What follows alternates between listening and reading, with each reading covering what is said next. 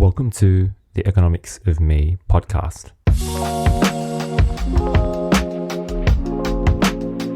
This is the 7th episode of the Economics of Me podcast, your place for making sense of the economics of everyday life. Born out of my own learning, our mission is to simplify concepts, economics and business, bringing it all back to first principles and what it means to you. And as we're telling stories, I'd like to acknowledge the traditional custodians of this land, the Wangal people of the Darug Nation, on which I'm recording this podcast. The Wangal people have been telling stories for over a millennia, and I'm committed to treading lightly on these lands as we move forward to a future of reconciliation. Today, we're talking about tariffs, an incredibly topical trade policy at the moment given Trump's recent win in the US election and recent announcements on blanket tariffs to be imposed on Mexico and Canada. In our previous episodes, we've talked about inflation, the concept of money, and assets like housing and stocks. But how does tariffs affect all of these things? Can this invisible tax play out like a ripple effect through the entire economy? We'll ask, what are tariffs?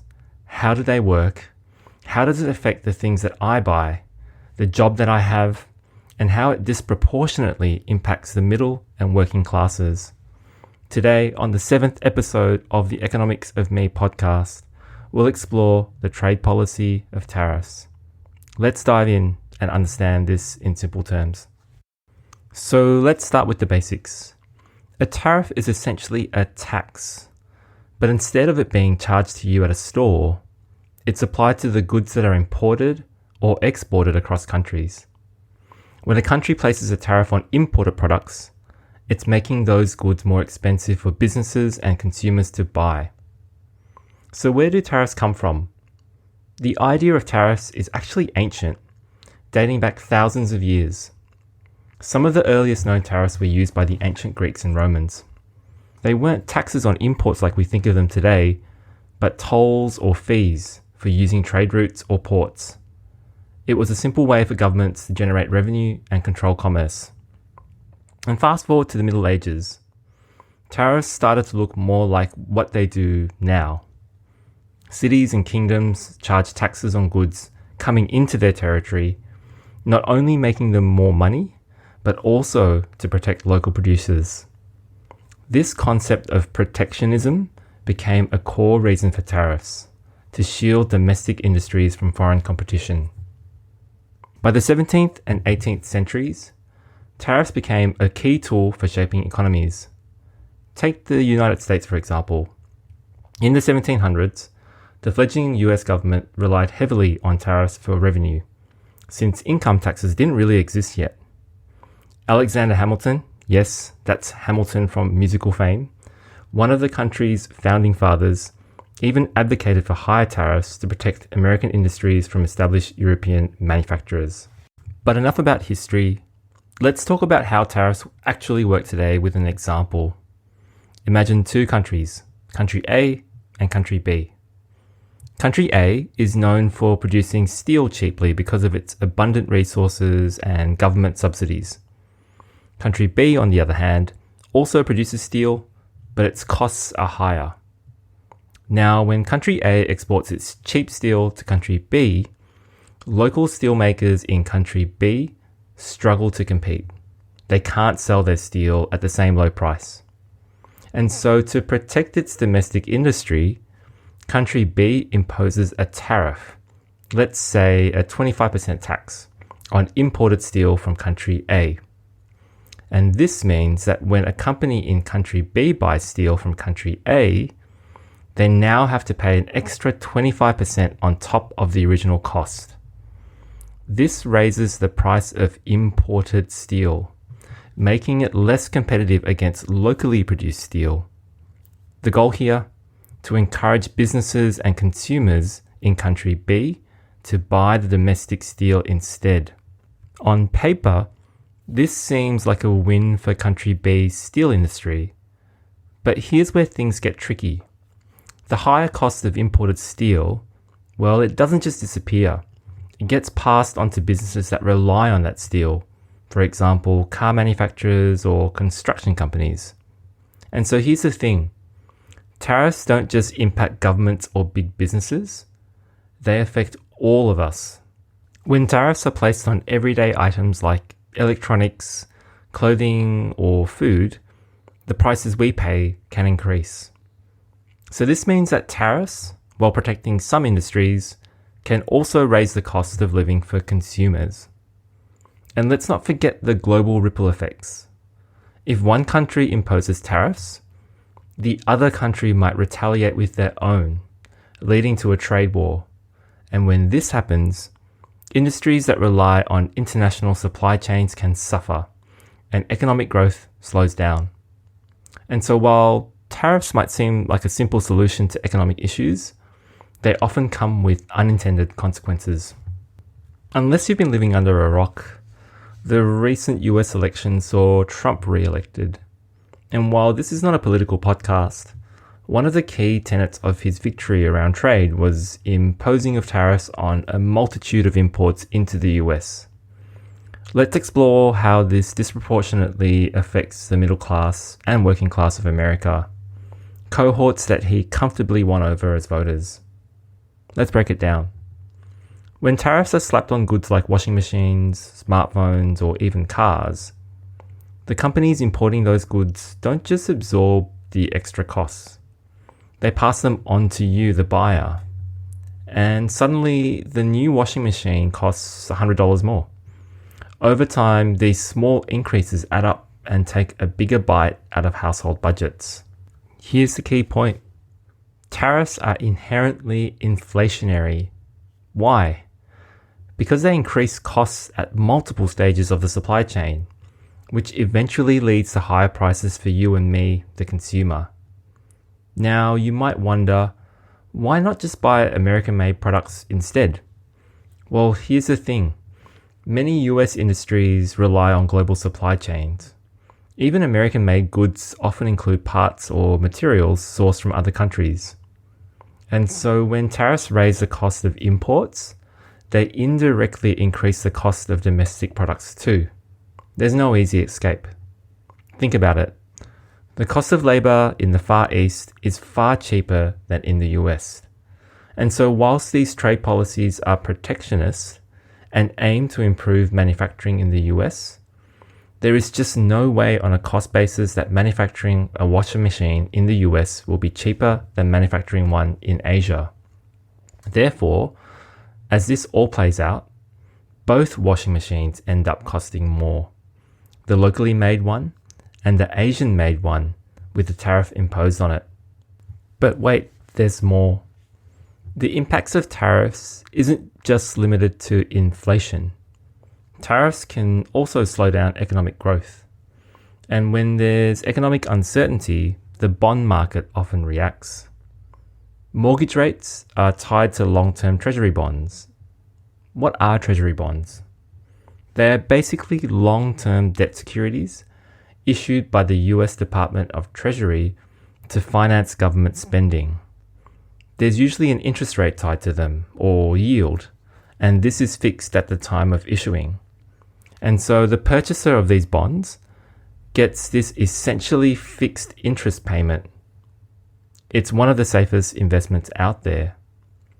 But if investors start sensing instability or they see some inflation, they start to demand higher yields on these bonds, which then pushes up mortgage rates even further. Why does this matter? Because mortgage rates are actually closely tied to these treasury bond yields.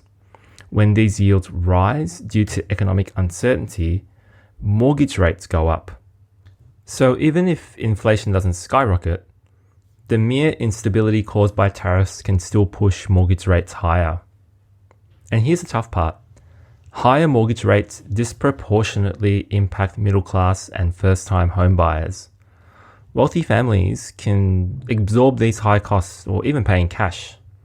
But for everyday Americans, those rising monthly payments could mean the difference between buying a home or staying on the sidelines.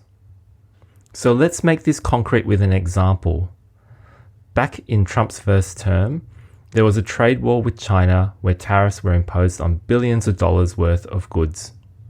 And as inflation crept up, the Fed responded by raising interest rates multiple times between 2018 and 2019. Mortgage rates climbed in response, making homeownership more expensive for many Americans.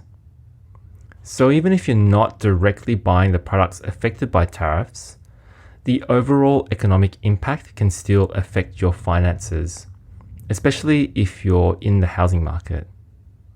Here's where it gets even more unfair. Whether you make $30,000 or $300,000 a year, the added costs hit you the same way. But for someone on the lower end of the income spectrum, those added costs make up a much bigger portion of their budget. And the vast majority of middle and working class Americans have mortgages, they have debt, and they buy consumer goods. But it doesn't stop there. Tariffs also hit workers indirectly. Take the steel example again. So, for example, tariffs on foreign steel were designed to help American steelmakers, and in some ways they did. But industries that rely on steel, like construction, car manufacturing, and appliance makers, they faced high costs for the material. Those high costs can often lead to layoffs, reduced wages, or even businesses moving production overseas to avoid the tariffs entirely. So imagine you're a worker in one of these industries. You might lose hours, benefits, or even your job because of these ripple effects. And while some jobs might be created in protected industries like steel, studies have showed that for every job gained, many more were at risk in industries that use those materials.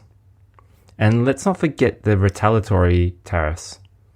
Countries like China and the European Union responded to Trump's tariffs by placing their own taxes on American exports. This hit US farmers especially hard, as China stopped buying certain crops like, say, soybeans. To make up for these losses, the US government provided subsidies to these farmers, using taxpayer money. So in a way, the middle and the working class ended up paying twice, once at the store and once again through taxes. To be fair, the intention behind tariffs and Trump's tariffs aren't all that bad. The idea is to level the playing field for American workers and industries and take a kind of protectionist stance in trade, which is really kind of an interesting pivot given the history of international trade promoted by the Republicans. But in practice, the costs will be felt across the economy.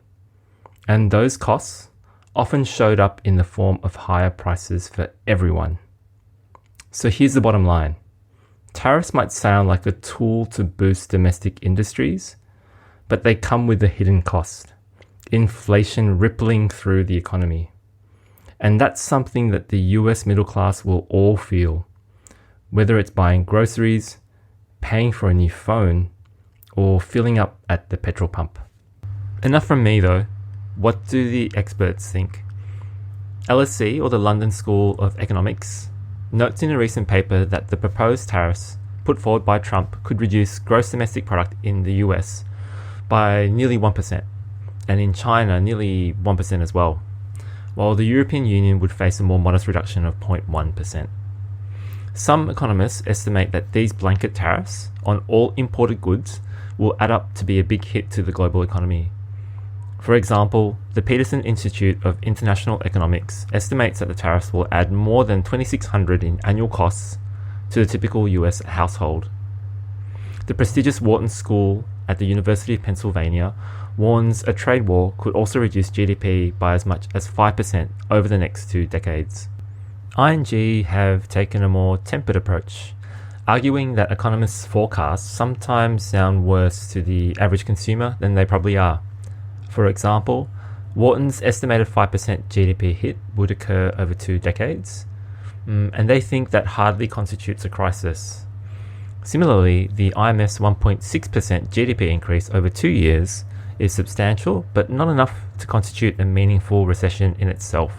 But as we spoke about in our first episode, these lofty figures all paint the picture, but ultimately don't really outline the underlying detail. And that is, what does this all mean for me and my everyday? Why is this important to understand in the context of my everyday? And with the inherent inflationary nature of tariffs, why does this widen the wealth inequality gap further? Let's look at the real-life washing machine example again.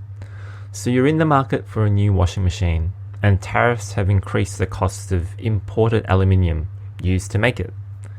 The manufacturer has to pay more for the metal, and so they raise the price of the washing machine by $100.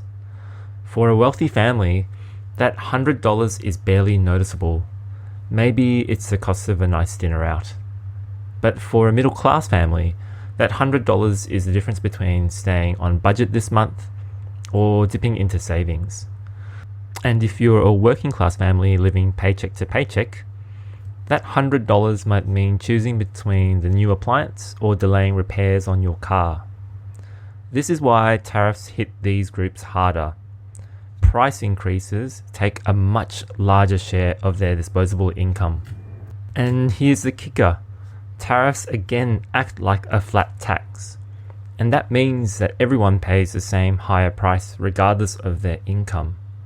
And now let's add another layer. When tariffs raise costs for businesses, those businesses often have to make tough choices. They might cut jobs, reduce wages, or even relocate production to avoid the higher costs altogether. This creates uncertainty in the job market. And guess who feels that uncertainty the most? In most businesses, their payroll is the biggest expense line, meaning when there's a squeeze on costs, workers' hours and roles start to diminish. And typically, wealthier individuals often have diversified incomes. So they have investments, they're invested in businesses and savings. So they're equipped to ride out these economic changes. But middle-class workers whose incomes rely heavily on steady wages and typically hold debt like mortgages are much more vulnerable. The gap between rich and poor widens. This is the crux of the story here.